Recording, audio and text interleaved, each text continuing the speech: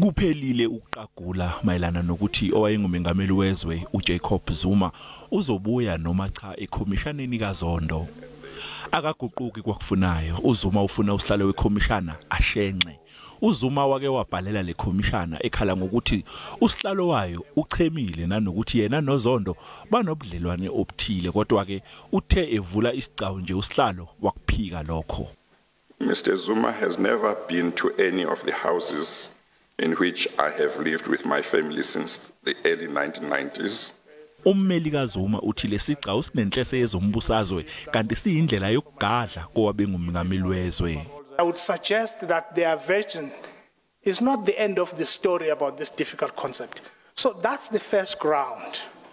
But as I said at the beginning, this ground is weak on its own. You see it when you look at the pattern of other things. Ithimba labameli bakaZuma liveze ukukhathazeka ngokuthi kunokuthize okungahambi kahle ngendlela iKhomishana eyasungulwa yakhiwa ngayo.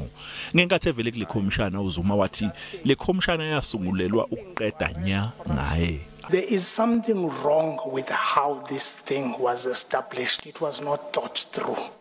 It was politically motivated in the thinking. And the challenges you and me face now are challenges caused by the fact that those who thought about this thought about sinking Mr. Zuma and nothing else. Umbuzo ke omkhulu uthi ngubani ozothatha izintambo uma ngabe uZondo eshenxa. Usihlalo ubalule ukuthi uma ngabe eshenxa kungenzeka ukuthi kuphele inyanga lesigcawu. Ithimba labameli bekhomishana alizange likuvume okushiwo ngoZuma. uAdvocate Paul Pretorius SC usiphosela inselele isicelo sikaZuma kanye nabameli bakhe. You are the investigator, not the legal team. The legal team is there to assist you.